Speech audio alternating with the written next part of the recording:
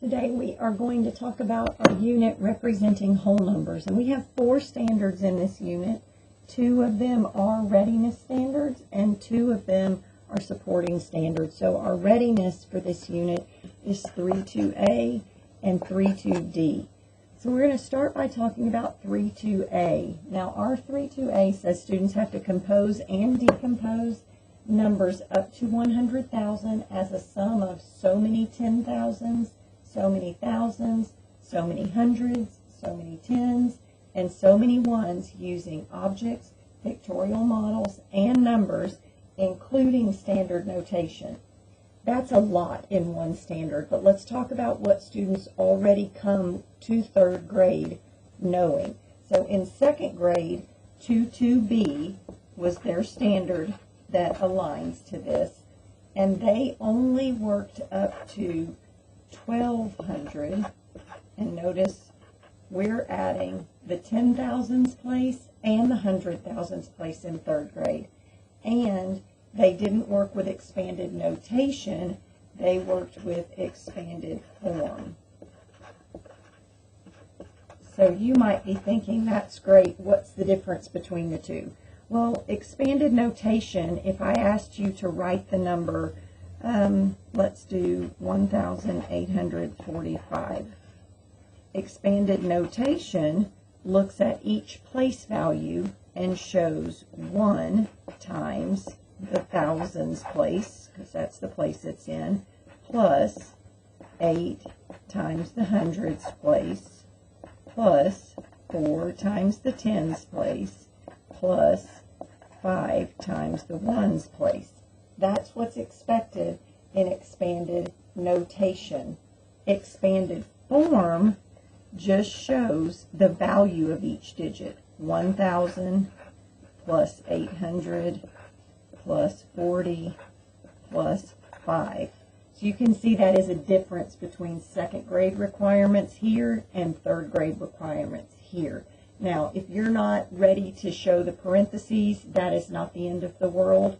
We're fine with that, because for those of us who have taught upper grades, we know that in PEMDAS, the parentheses being there or not being there in this expression would not change its value. So 3rd graders don't have to know the parentheses, but they have to know expanded notation, which shows the digit times its value plus the next digit times its value. Now let's say we had a 0 in one of these places. So this was 1,045.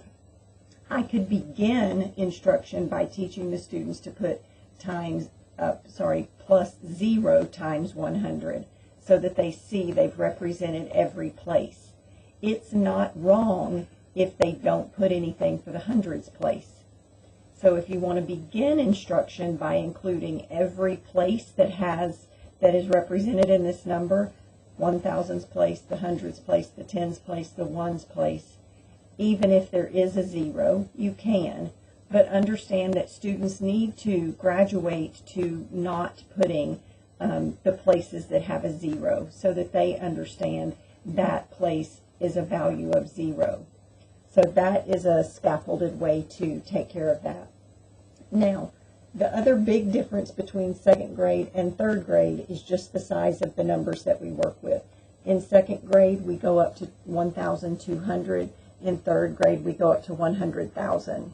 So that's a big, big jump. And we want to talk about how are we going to teach this. So we have to use objects. It's listed in our standard. Not only is it best practice to teach new things concretely, it's listed in our standard.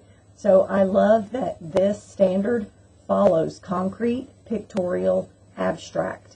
That's the way the brain learns math. So we do these things in this order. We don't start with the numbers and work backwards. We start with concrete, and then we work to pictorial, then we work to the abstract or the numbers and things like expanded form and expanded notation. So let's say we were going to build this number that we're working with. We would need 1 thousands cube. We would need 8, 1, 2, 3, 4, 5, 6, 7, 8 hundreds, 4 tens, and 5 ones. That's the standard form of this number, and you can see that I have 8 here if I turn it this way. That's the standard form of this number. But I also need students to understand that there's more than one way to build a number. You here are laying the foundation for regrouping, or shifting a 10, or shifting 100.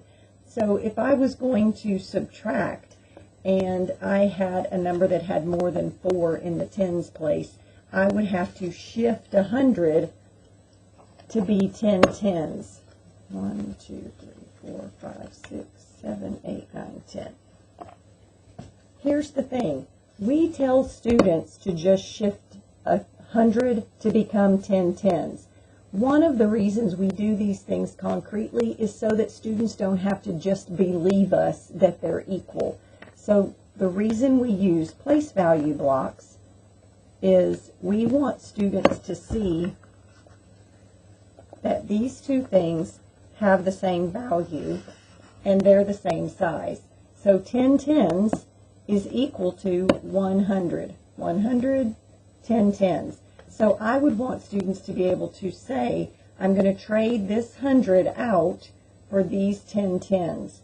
Now I need them to know I have the same value. I still have 1,000, 1, 2, 3, 4, 5, 6, 7 tens. I have 7 hundreds. I have 14 tens. That's equal to 104 tens. So they could say this is 1,000, this is 700, 845. I need them to see those are still equal. So this is how we lay the foundation, is we have students work with composing and decomposing numbers using place value blocks in more than one way. So we tend to just want them, show me the standard and move on. But we're laying the foundation for when we start working with larger numbers in problem solving, when we have students do this in more than one way. I could also have students trade a 10 for 10 ones, and I would want them to see that these two things are equal. 1, 2, 3, 4, 5, 6, 7, 8. Oh, that might be 10.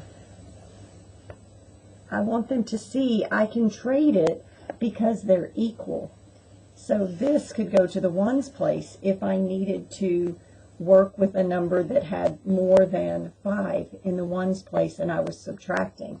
So I could still prove to kids that this is still equal to 1,845 by counting 1,000, 1, 2, 3, 4, 5, 6, 7, 8 hundreds, 1, 2, 3, 4 tens, and 5 ones. 1,845. I need them to see that there's more than one way to build a number so that they understand how we regroup things.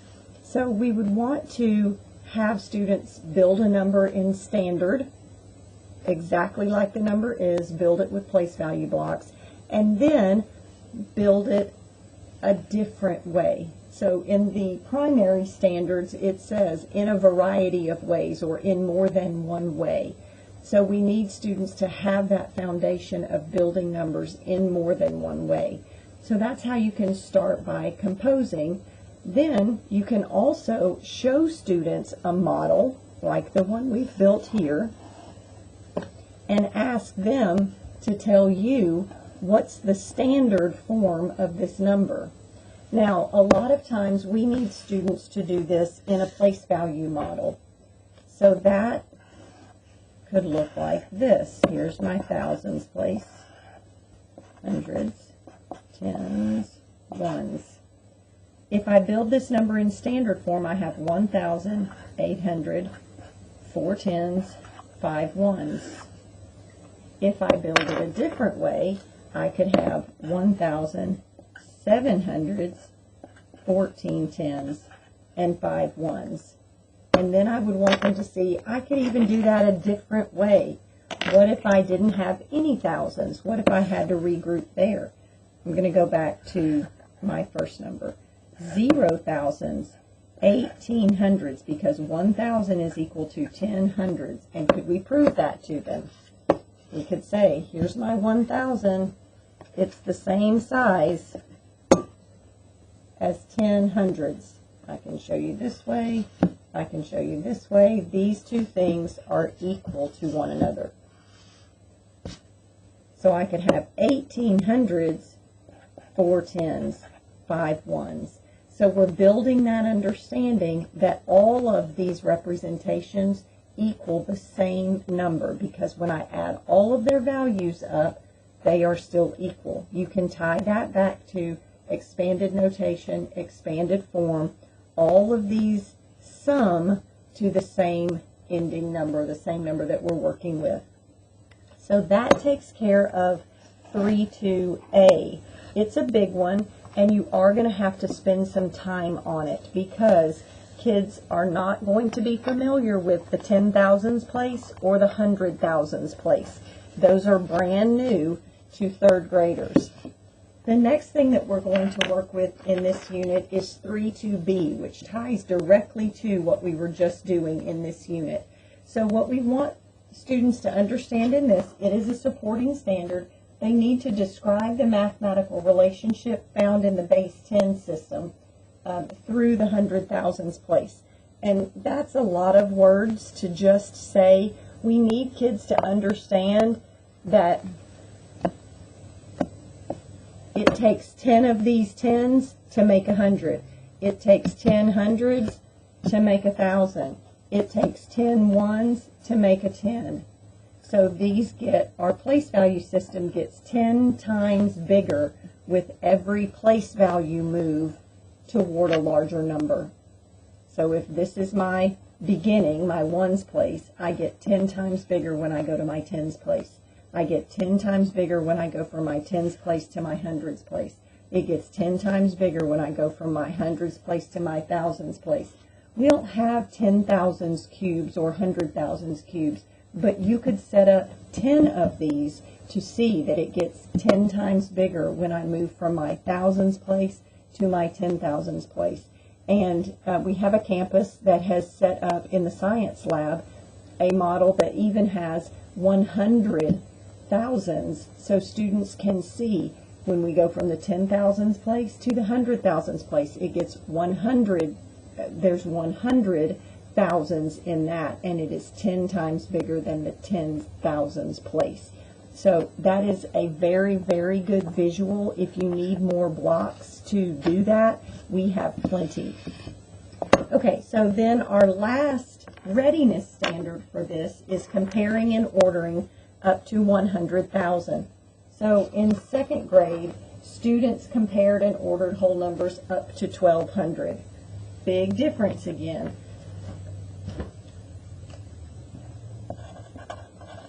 They did in second grade work with the symbols.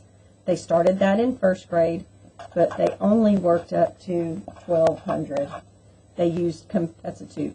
They used comparative language and symbols. So we learned the symbols in first grade. We learned how to compare up to the thousands place in second grade. So then in third grade, we have to go all the way up to the 100,000s place. Now, comparing and ordering, two different things. When we're looking at two numbers, we're just comparing them, which is larger, which is smaller, greater than, less than, or equal. When we have a list of numbers, 3 numbers, 4 numbers, we're putting them in order. So let's talk first about comparing. We do not teach tricks. No tricks to remember these symbols. No alligators. Here's why. We have students who are getting all the way to high school and they don't know how to read this. An alligator is not going to help them. We have to teach them what these symbols mean, just like we teach them what this symbol means and this symbol means. We don't teach them a trick, we teach them the name of the symbol. Same thing for greater than and less than. We need them to know this is greater than, this is less than, this is equal to. So we learn that not through a trick. We learn it through working with the symbols, building numbers, and showing this one is greater than this one is less than this one. When we are talking about ordering numbers, we have some strategies that we want kids to use when we are ordering. We want to start by listing the numbers and lining up the place values. So if I was asked to order, we'll start with the number that we've been using, 1,845, 543, and let's say 2,612. And I wanted to order them from least to greatest. I would start by writing them in a list where the place values are lined up.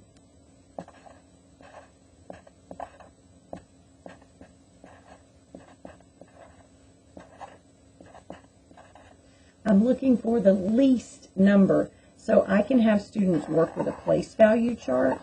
I should use a different color. And look at the largest place value first. Here's the thousands place. This one has 0 thousands, so if I'm looking for the least, which one of these is the least? 543 is the least. Then I would look for which is the next. I would write this one down, check it off, I did it. Now I can look at the thousands place, which is the next lowest. The 1, it has a lower value, so that one would go next. Then I would write the last one. A lot of times what throws students off with this is when several of the digits are the same and they have to get all the way down to the tens place or the ones place to check for the difference. They have to really pay attention to those details. And we know they tend to get lost in the details when they have to do several steps like that. So you need to practice some where the numbers are the same across several places. Next, we are going to talk about our coins and bills.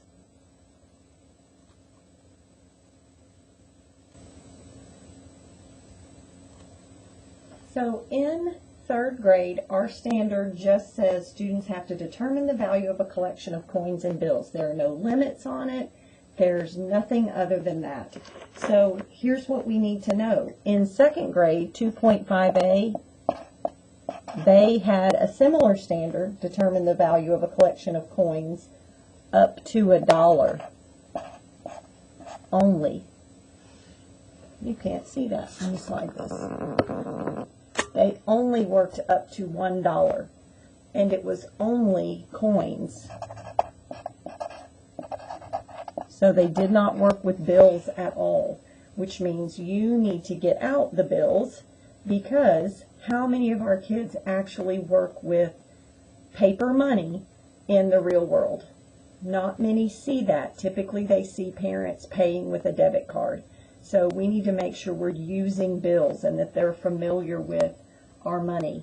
Now, we also know that in 2nd grade, students learned that they had to write money with the correct notation, meaning the dollar sign goes in the right place, the cent sign goes in the right place. So, for example, if I was trying to write 46 cents as a 2nd grader, I learned that I have to write it like this or like this. Here are the things that we see kids do that we need to make sure they are not still doing. Kids tend to write the dollar sign at the end, so they would say this, because when we, oh, you still can't see it, because when we read it, we say dollars at the end. This is not right. We also see kids write this with the cent sign and the decimal. This would be less than 1 cent. If this was cents, it would be 46 hundredths of 1 cent. So this is not right. So if you aren't writing it correctly just out of habit, please fix that and make sure that you are writing it correctly for students.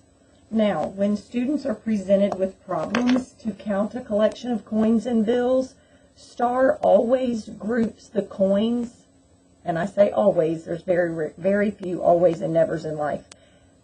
I will say, in the test questions that we have seen, the coins have always been grouped with like coins together, meaning they have not presented a problem where they've just said, here's this picture count all this money. They've always, so far, shown problems where the quarters are grouped together, the dimes are grouped together, the nickels are grouped together, and the pennies are grouped together. Now, you can see here that this would be counting beyond $1. Our standard does require that. So in first grade and in second grade, students learned that we count starting from the largest denomination and we skip count. So they learned that they would say this is 25, 50, 60, 70, 80, 85, 90, 95, $1, and then that's where they would have stopped in second grade. We have to keep going in third to say $1, 1, 2, 3, 4, 5 cents. That's new to students.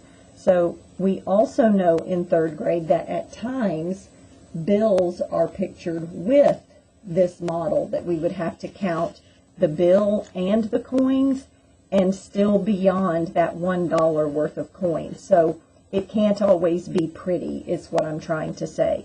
So we might have to count it where we've got some dollar bills and some coins, and the coins are beyond $1 worth of coins. So students need lots of practice with that when they are working with coins, because that's not something that's necessarily happening in their real world.